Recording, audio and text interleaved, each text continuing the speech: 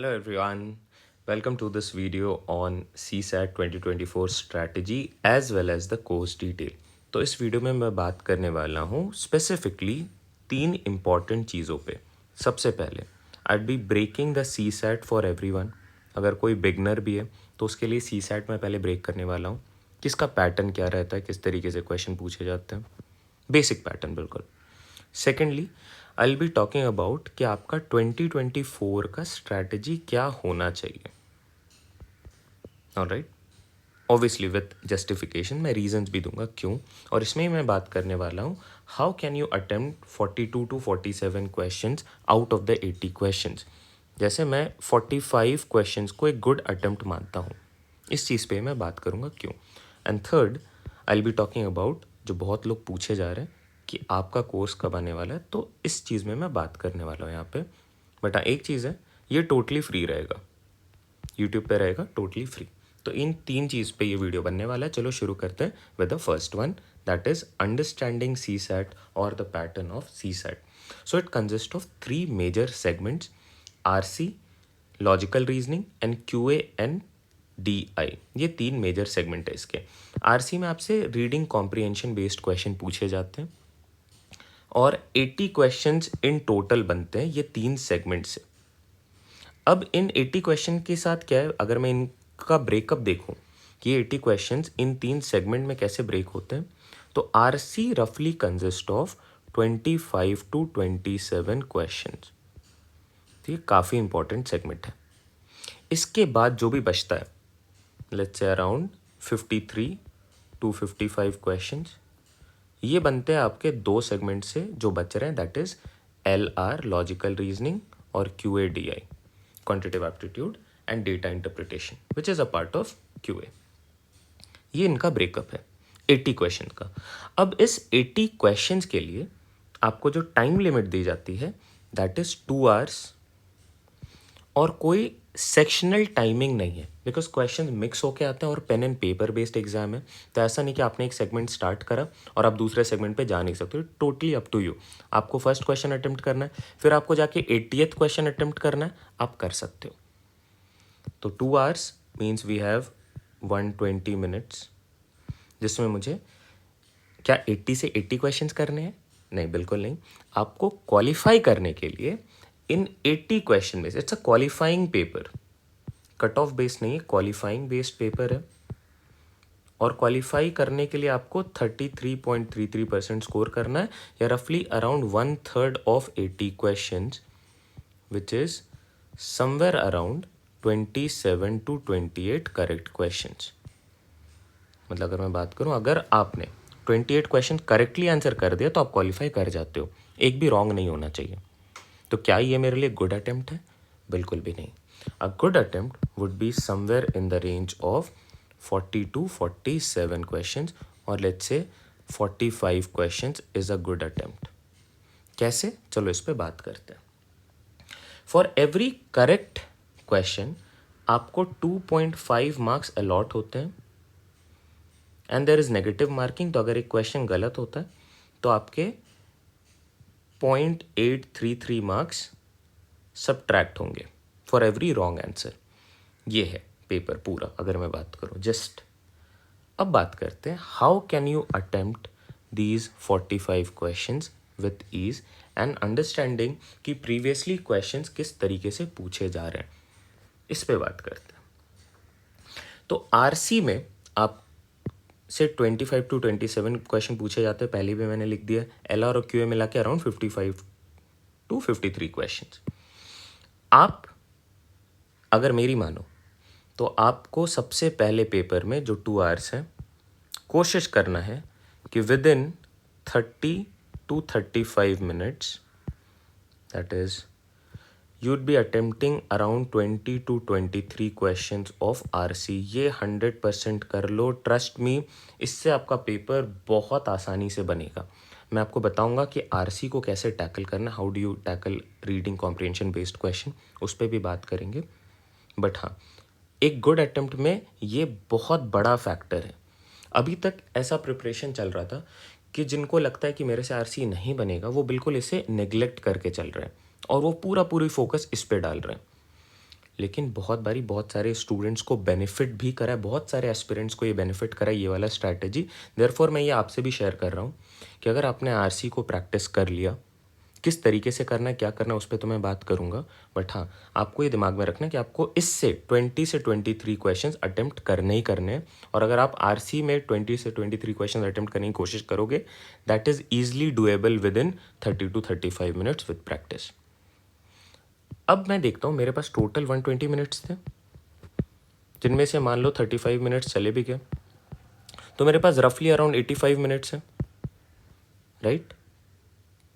इसमें मुझे रिमेनिंग 20 से 23 क्वेश्चंस अटेम्प्ट करने हैं क्यूए सेगमेंट से।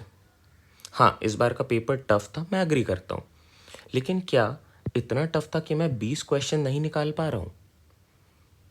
अगर आप इन 2 सेगमेंट्स पे काम कर लेते हो तो आपका पेपर आराम से क्लियर होगा।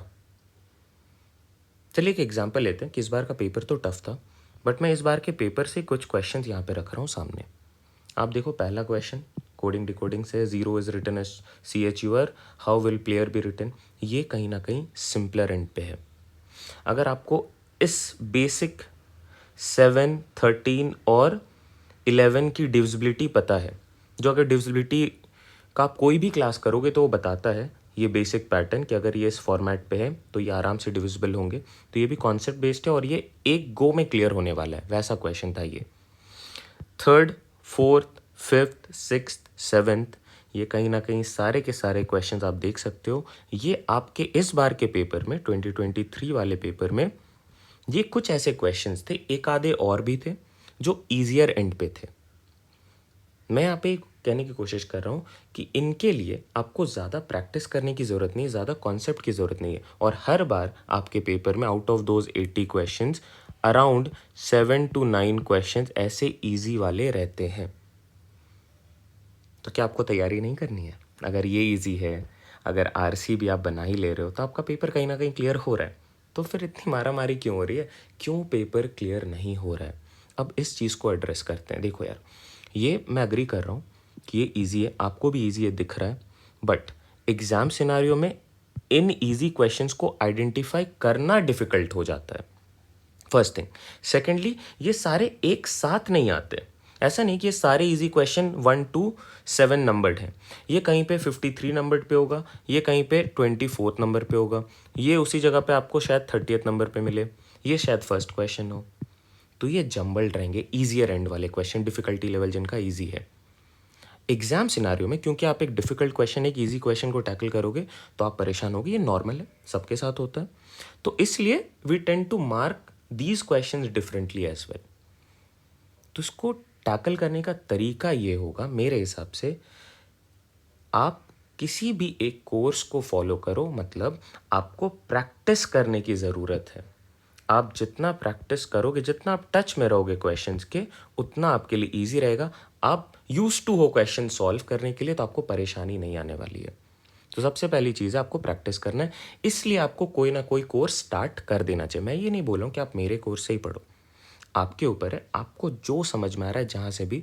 माई पॉइंट हियर इज कि आपको अपने एंड पे प्रैक्टिस करना स्टार्ट कर देना चाहिए।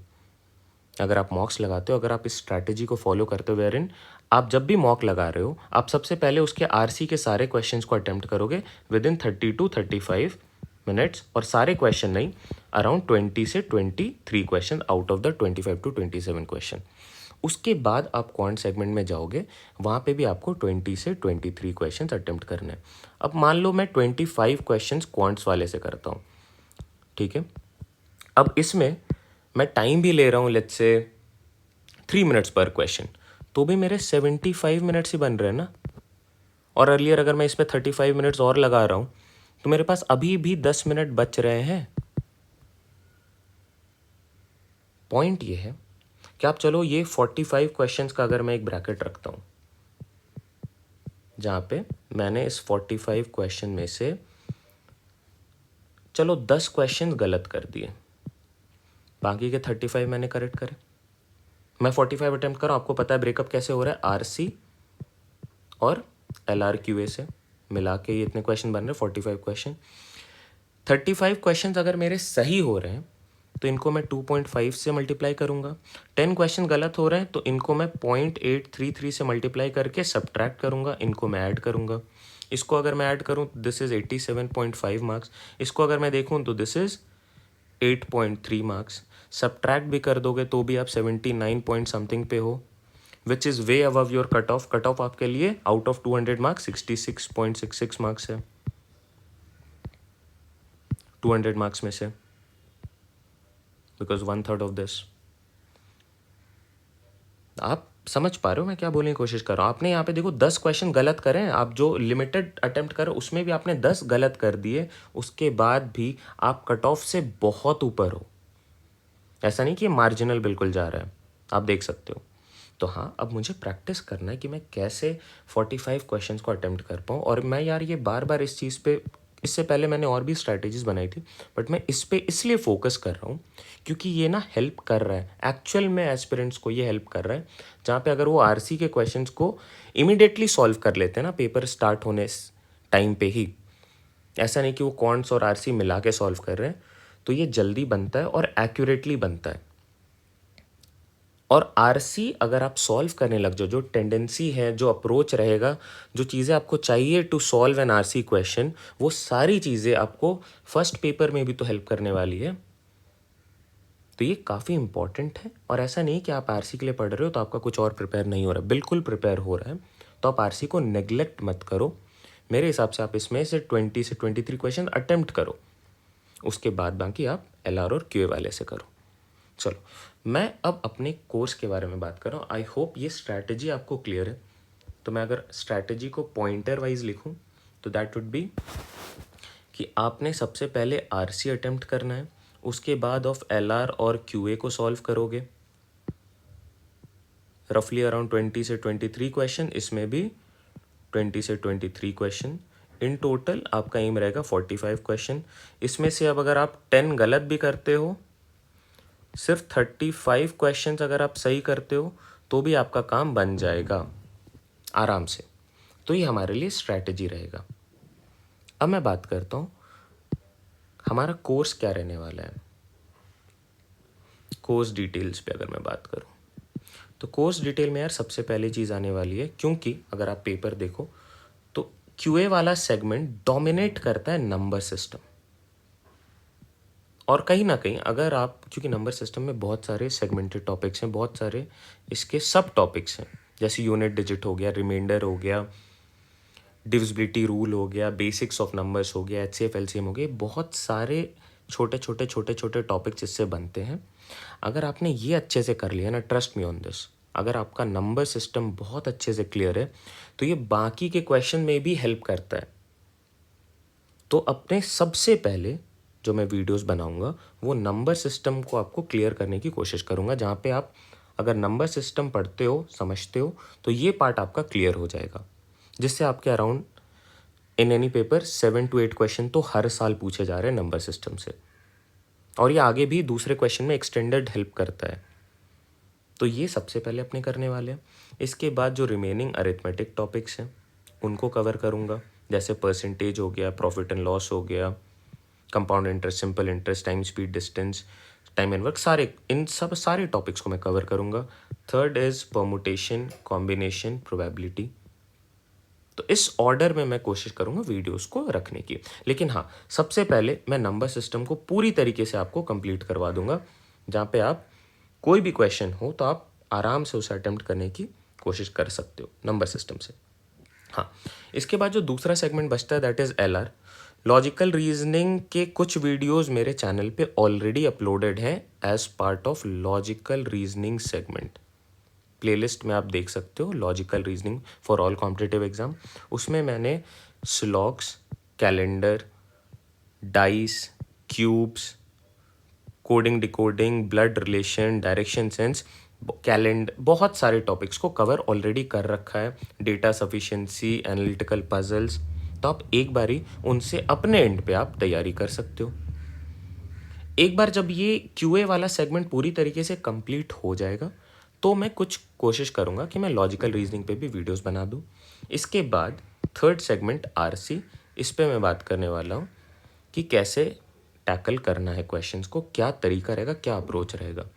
कोशिश ये रहेगी कि जैसे अभी जून, आज मैं वीडियो रिकॉर्ड कर रहा हूँ, इट्स मिड ऑफ जून, ठीक है, मिड नहीं, अब आज तो 26 है। आपका जो सिलेबस है QA वाला, वो मैं जुलाई या अगस्त स्टार्टिंग तक में ख़त्म कर दूँ। और अगर पूरे सिलेबस की बात करूँ तो that would be wrapped up within इन सितंबर। इसके बाद सिर्फ आप प्रैक्टिस सेशंस कर सकते हो। So you can give it a try, आपके ऊपर है, देखो। बट हाँ, एक बारी मैं बोलूँगा आप मॉक्स लगाना स्टार्ट करो इस पैटर्न पे बेस्ड, इस अप्रोच पे बेस्ड। आपको हेल्प करने वाला है। जो लोग बिगनर नहीं है, जो ऑलरेडी जिनका 1 साल हो गया प्रिपेयर करते हुए या दूसरा साल है, आप एक बार ही ट्रस्ट करो मेरे पे और आप एक बार इस पैटर्न पे अटेम्प्ट करो पेपर को। देखो अगर आपको रिजल्ट मिल रहा है नहीं, आप मुझे बताओ। चलिए शुरू करते हैं, मिलते हैं जल्दी से with the first video on course. जो भी आपके और भी कुछ क्वेरीज हैं तो आप कमेंट में मुझे बता सकते हो, मैं कोशिश करूँगा उनको टैकल करने की। Take care, bye bye and all the best to everyone.